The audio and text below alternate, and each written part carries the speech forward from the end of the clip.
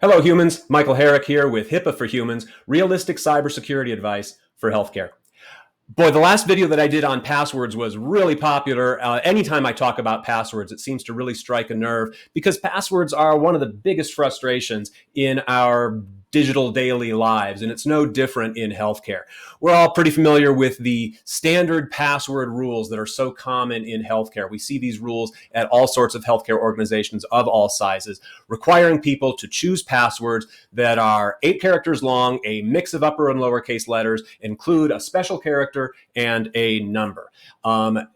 This is so commonly enforced across the healthcare industry that a lot of people believe that these rules are required by HIPAA. They are not required by HIPAA. These types of rules have never been required by HIPAA. HIPAA has never provided guidance on what kind of complexity or composition rules should be enforced for users' passwords. Remember, HIPAA is very technology neutral, and it needs to stay pretty general so that it can adapt to the emerging state of the art. And the state of the art on passwords has really advanced a lot in recent years. And we now know, due to evidence-based research, we now know that these complexity rules and composition rules for passwords do not help. In fact, they make things worse. They're not just not helpful. If you enforce these rules at your organization, you are actually making your security posture worse because users work around these rules in ways that are very predictable. There are a lot of passwords out there that are password with a capital P and a 1 and an exclamation mark at the end. It passes the rules and it sails through these rules and seems to be a secure password. It's clearly not a secure password. So these rules do not work, do not increase your security, actually reduce your security posture. So if complexity rules don't work, what does work? Well, there's 3 simple factors. There's 3 simple factors that go into making a secure password. And they're simply length, randomness, and uniqueness. A password has to be long. The longer the password, the more secure it is. Mathematically speaking, it's just that simple. But length only works if there's an element of randomness to the password.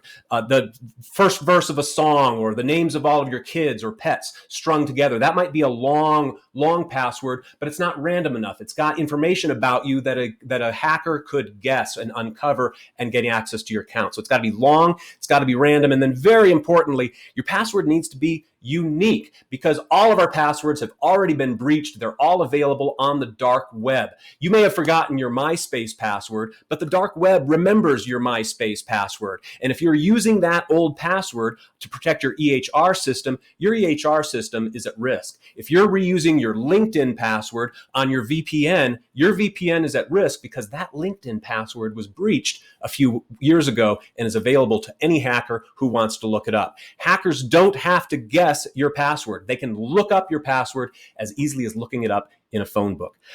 Down and below in the comments, I'm going to post a link to a 45-minute seminar on modern password security, what really works, how you can train your users to meet these goals of long, random, and unique passwords. It's not easy, and it's a big culture shift for our organizations. This isn't something that you can do just by sending out a memo. It's not something you can do just by changing the settings on your EHR. We have to have a conversation with our users about this and get them to understand what makes a strong password and get them involved in security at our organizations. Remember, most of our systems are protected by nothing more than one password that was chosen by one user. So let's start educating our users about making long, random, unique passwords. Check out that video below. It's a free webinar, free seminar that I think you'll get a lot of good information and a lot of good tactical ideas for how to start creating modern password practices at your healthcare organization. I'm Michael Herrick with HIPAA for Humans. Let me know what questions you have about passwords. Let me hear your war stories about passwords at your healthcare organization. And thanks for watching.